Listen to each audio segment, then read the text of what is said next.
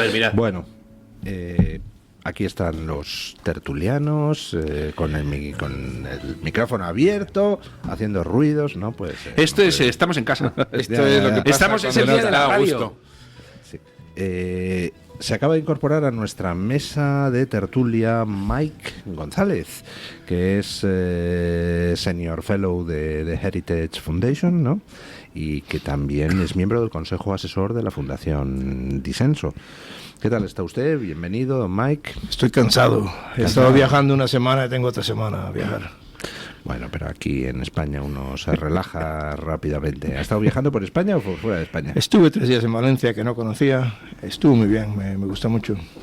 Bueno, don Mike presenta esta tarde, ahora nos dirá dónde, pues un libro que se titula Marxismo de nueva generación, que es y cómo combatirlo, escrito por el propio Mike González y por Catherine Cornell Gorka, y con prólogo de Santiago Abascal, en traducción de la Fundación Disenso y de New Direction. ¿Dónde es la presentación, don Mike? Creo que es en un lugar de ingenieros. No, a mí me llevan, pero se lo voy a leer ahora. Ya está. Ya todas las plazas están tomadas, desgraciadamente. Ya está. Está lleno ya. Ah, vaya. Es en el Instituto de Ingeniería. Sí, Sí. sí, ahí. El Instituto de Ingeniería. Bueno, pues entonces no le puedo invitar a la audiencia que vayan al acto porque ya no hay entradas. Lo siento. Pero si nos puede usted explicar qué es lo que en este libro se cuenta.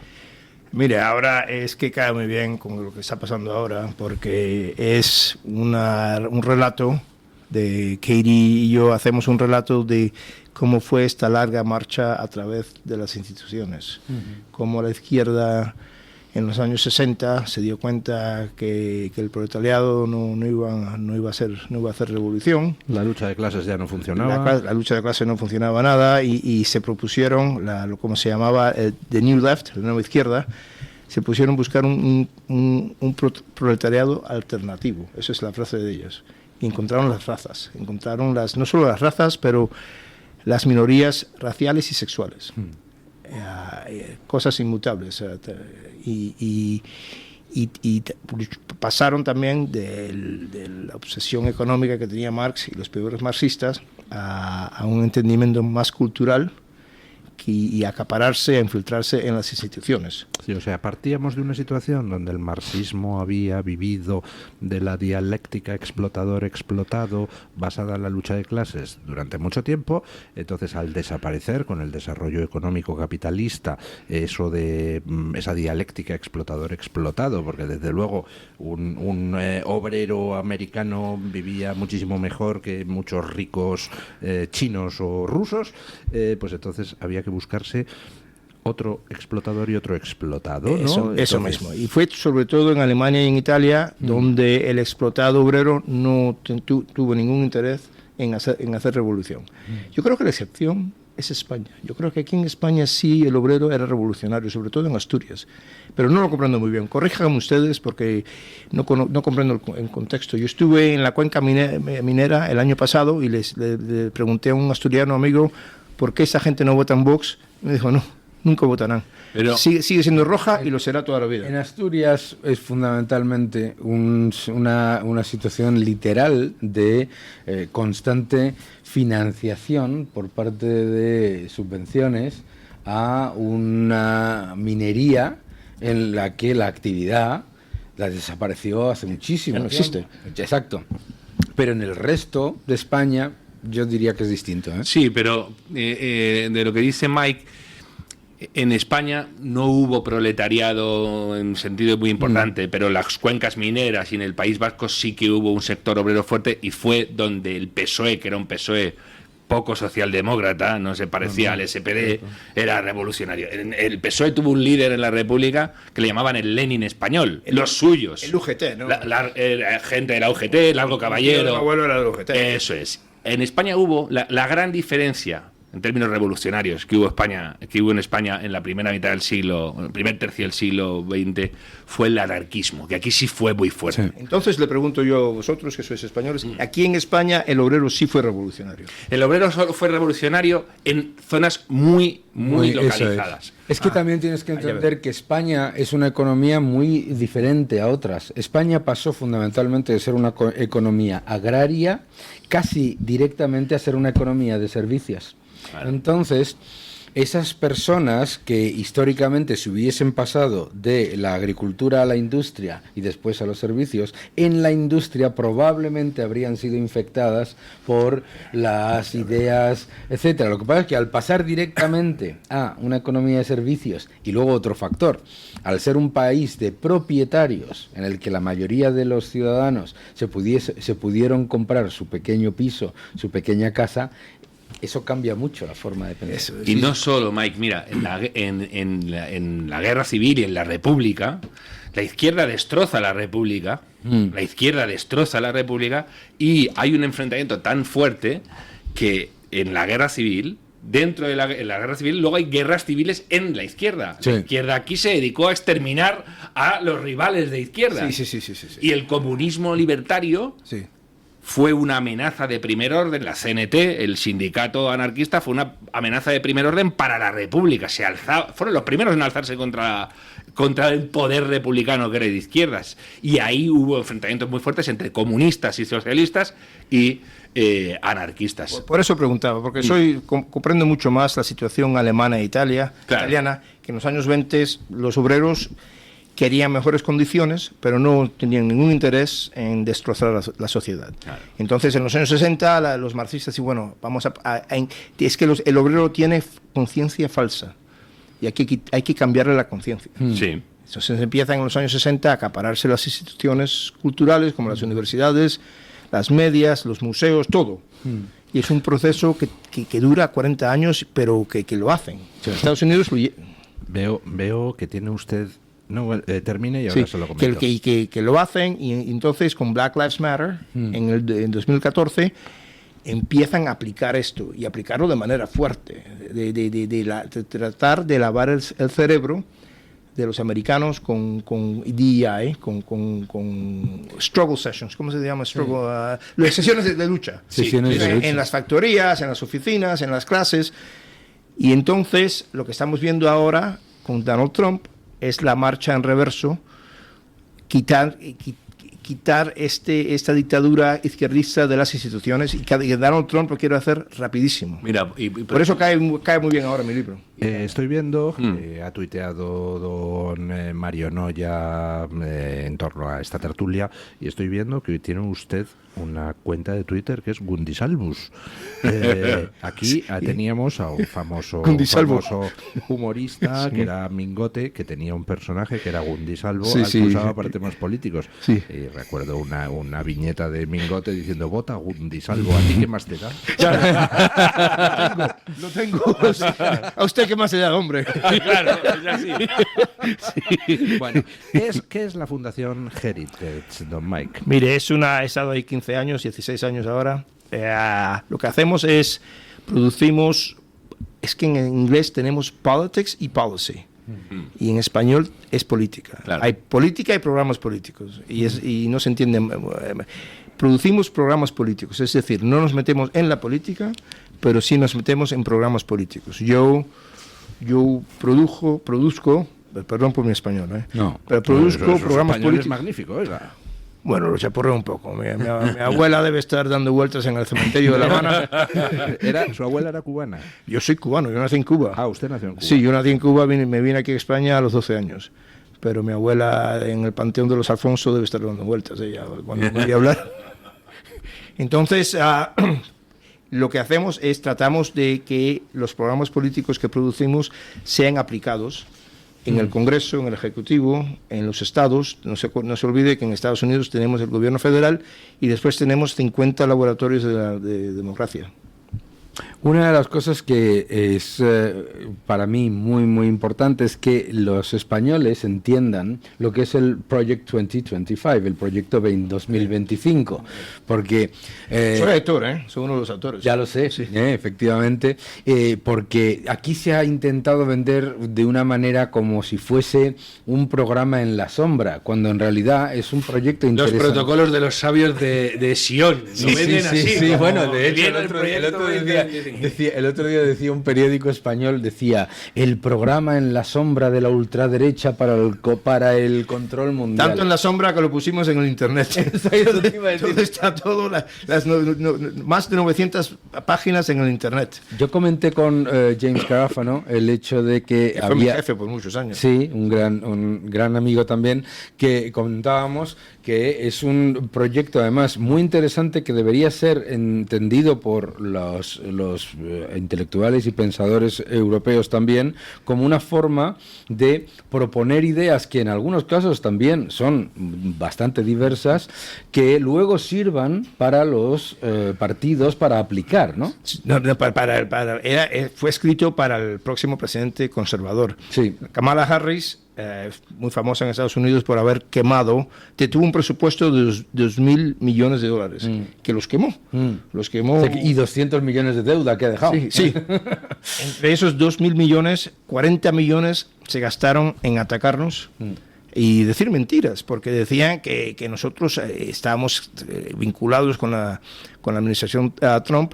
Yo les aseguro y les juro que mientras yo escribí ese capítulo, nunca se me ocurrió, nunca lo hice, levanté el teléfono y llamé a nadie, ni conocía a nadie en la administración, en la campaña de Trump, para preguntarle qué hago, cómo puedo decir esto. Fue una cosa que yo hice por mí mismo, después de mis investigaciones, y fue todo una mentira completa, pero no, esos $40 millones que quemó la señora Harris atacándonos, fue por nada. Claro. Por nada, no, el votante no se... Además, con un fracaso absoluto como ataque, por otro lado, porque es tan ridículo pensar que un partido que... Pero llama también mucho la atención, fijaos de nuevo con las ideas preconcebidas, ¿no? o los prejuicios que se tienen. En España, que parece que todos hemos estudiado en Salamanca, en la Salamanca de los siglos dorados. Estuve allí el año pasado. ¿Estuviste el año pasado? Sí, en la universidad. Juzgamos que en Estados Unidos son todos muy brutos y que les da igual las ideas y que son unos gañanes. Bueno, pues resulta que luego se tiene fundaciones como Heritage que llevan muchísimo tiempo produciendo muchísimo material de primer nivel, y Heritage ha sufrido campañas de odio desde en tiempos de Reagan también, etcétera. Pero además eso supone conocer muy poco a Donald Trump. Donald Trump ya creo que ha demostrado que no va a dejar que nadie lo pilote, le diga de tal, no sé cuánto, pero ellos sí que es cierto que exponen programas, lo hacen mucho y con mucha frecuencia y sobre muchísimos temas, porque Heritage no es una fundación como entendemos en España, que muchas fundaciones son, venga aquí, meted a un político que se ha retirado y que haga... No, ellos tienen personal, manejan presupuestos muy altos, hacen políticas... 300 investigadores. 300 investigadores. Es que muchísima gente, y además con 1000 ámbitos, política exterior, política energética, hacen papers, sanidad, publican libros.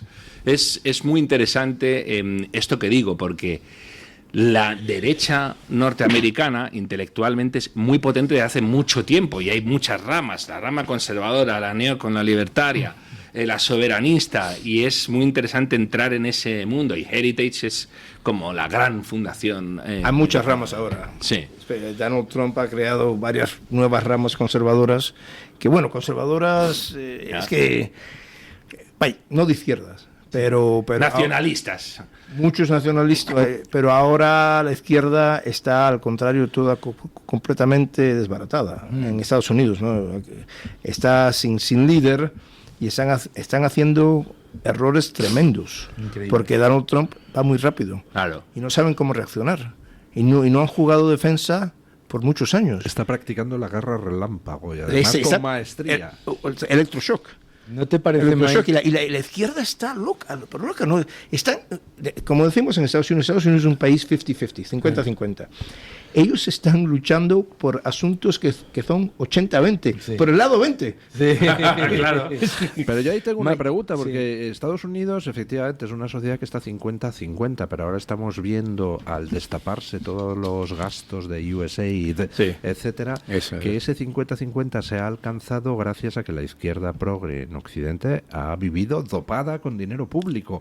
Ahora que se elimina o se va a eliminar todo eso, ¿en cuánto se va a quedar ese 50-50? Porque yo tengo es que han hecho lo imposible. Donald Trump está a los últimos... CBS ha dado un sondeo la semana pasada que Donald Trump ahora está a 53, que nunca lo ha estado. Nunca lo estuvo Biden, y Donald Trump nunca lo ha estado en 53, ahora está a 53. En esa batalla, en la que ahora mismo la izquierda está perdiendo en tantos niveles, el más importante yo creo que es precisamente el haber intentado parar la auditoría del gasto público, porque claro, ¿qué es lo que puede pensar un votante demócrata al que la subsecretaria de Estado, la ex subsecretaria de Estado de Defensa, le dice, pero ¿qué hacen ustedes exigiendo que nosotros demos información sobre dónde gastamos, ¿no? Es que no se dan cuenta de la arrogancia que tienen. Claro. No se dan cuenta, pero es espeluznante. Otro asunto es el de hombres jugando en equipos de mujeres. Ese es 80-20. Sí. Y se ponen a defender esto. El otro es esta cosa de USAID. Sí. Que USAID se gasta entre 40 y 60 mil millones de dólares al año. Eso es. En cosas, bueno, esto vosotros lo conocéis mejor que el americano promedio, porque es que USAID trabajan en el exterior. Entonces la mayoría del americano no sabía qué hacía USAID. Claro. Pero a mí me atacó una institución que se llamaba the Organized Crime and Corruption Reporting Project en el 17, y empecé a buscar... Proyecto de información sobre la corrupción y el crimen organizado. Sí, y ese mismo. Y me di cuenta que era pagado por USAID y por Soros. Claro. Y los ataqué enseguida. Dije, pero mira, me quitan dinero de mis hijos para atacarme. Y me dejaron tranquilo. A la BBC.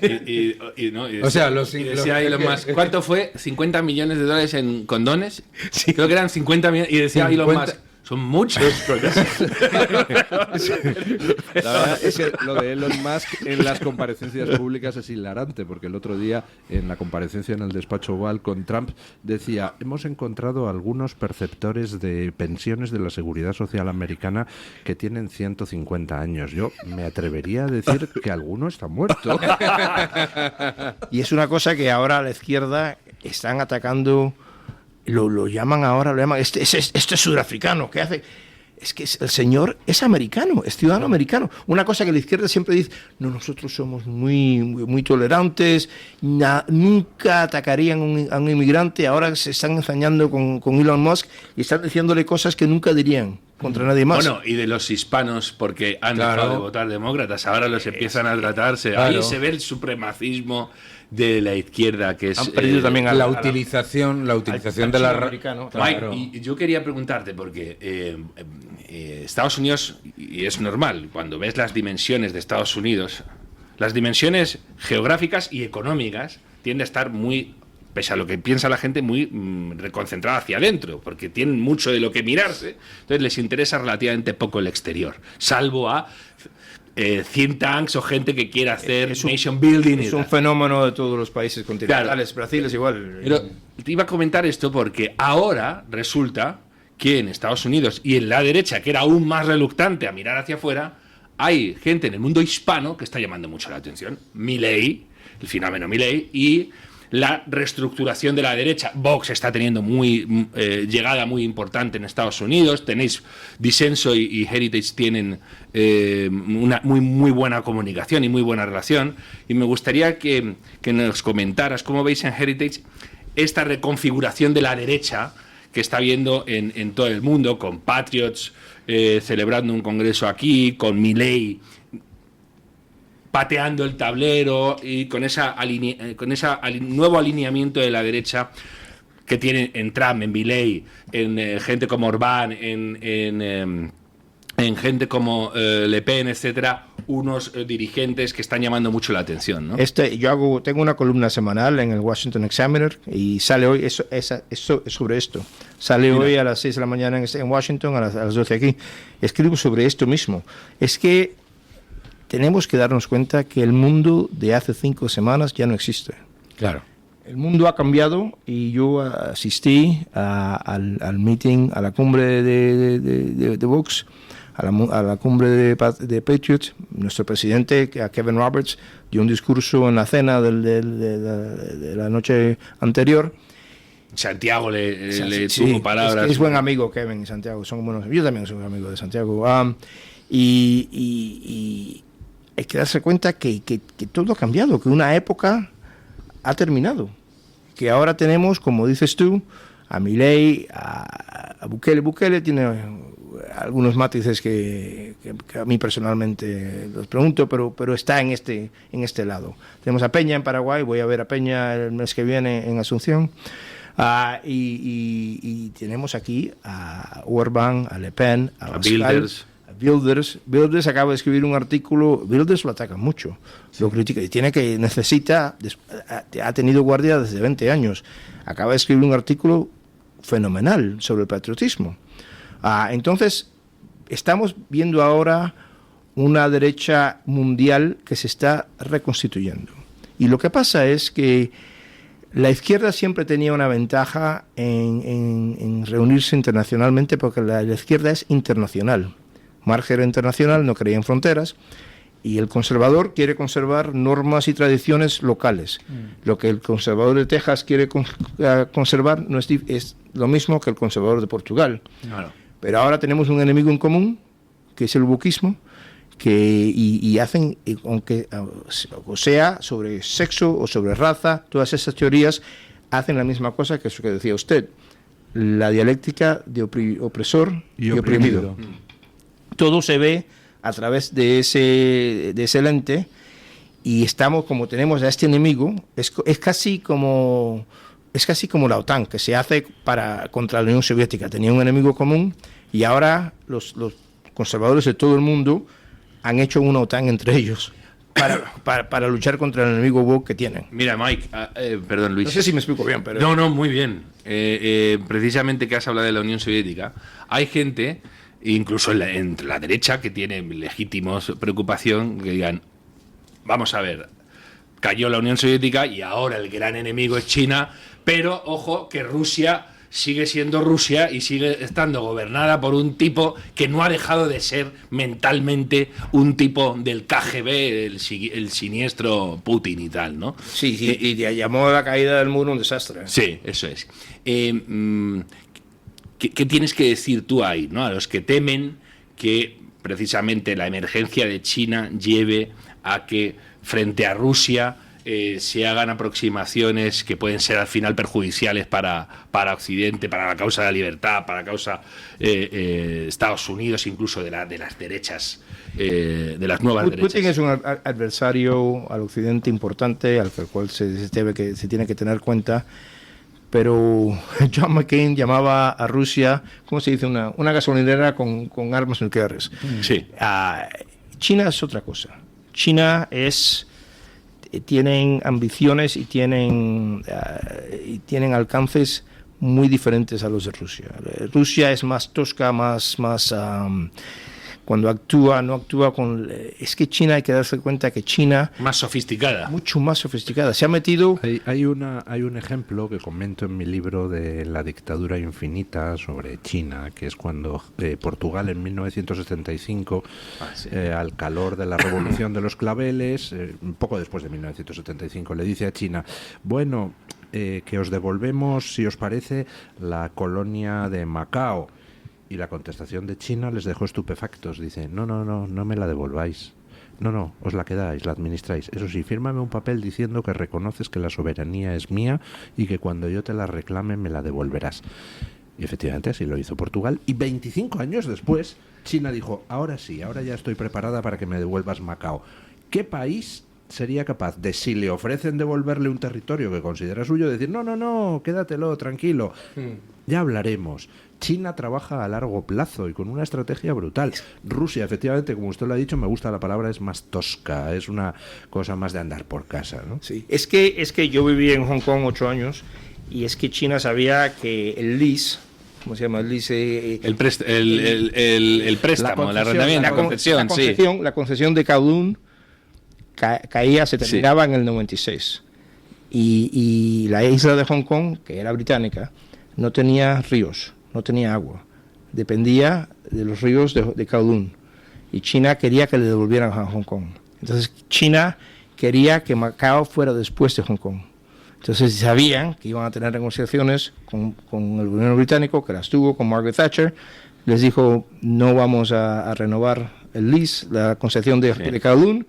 Kowloon va a revolver a ser China y las 8 millones de gente en Hong Kong se van a morir de sed en 4 días.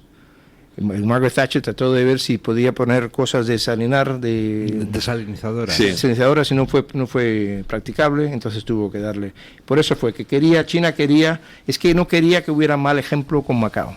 Tenía miedo que después de recibido Macao, al ver que se acababan las libertades, entonces Inglaterra se encastillara y no devolviera a Hong Kong. Eso mismo. Mike fue corresponsal en Asia durante mucho tiempo, ¿no? 10 años, sí. ¿Viste en tiempos de Tiananmen? Estuve en Seúl, yo estuve en Tiananmen, estuve en Hong Kong durante Tiananmen. Ajá. Pero bueno, es usted un pedazo de historia viva. Prodigio, sí, porque usted, pues en fin, tiene una pierna en cada uno de los 3 polos del futuro. Estados Unidos, China y el mundo hispano, ¿no?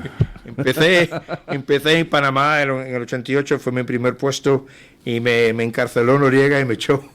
¿Estuviste en la intervención de Panamá? No, un año antes. Claro. Un año antes. Después... Es verdad, fue en el 89. Sí, yo sí, en el 88 y por eso mi redactor pensó que yo era hot stuff y me mandó a Hong Kong. Y yo dije... Bueno, mi apellido González, hablo español, me voy a pasar toda mi vida siendo corresponsal en Latinoamérica, mándeme a Hong Kong, lo añado a mi resumen, nunca volví a Latinoamérica. Me quedé en Asia 10 años. Bueno, nos quedamos desafortunadamente sin tiempo porque la verdad es que la tertulia con Don Mike daría para horas, ¿no? Sí. Gracias. Madre mía, qué cantidad de cosas tiene usted para contar. Pero los que estén interesados en ver las cosas que escribe don Mike González, pues pueden buscar este libro, Marxismo de Nueva Generación, qué es y cómo combatirlo.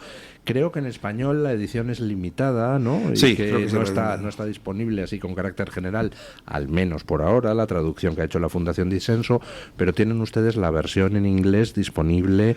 Sí, está vendiendo muy bien todavía. Entonces, bueno, pues la pueden ustedes descargar, leerlo en inglés. Bueno, yo animo a la Fundación Disenso a publicar esto así un poco de manera más abierta, aunque sea en edición un pelín menos lujosa, para que así pues pueda llegar a más gente. Muchísimas gracias, don Mike, por haber estado gracias a vosotros aquí. Gracias. Y hacemos una breve pausa publicitaria y nos vamos a rematar la tertulia. El Toro TV también es Radio Libertad.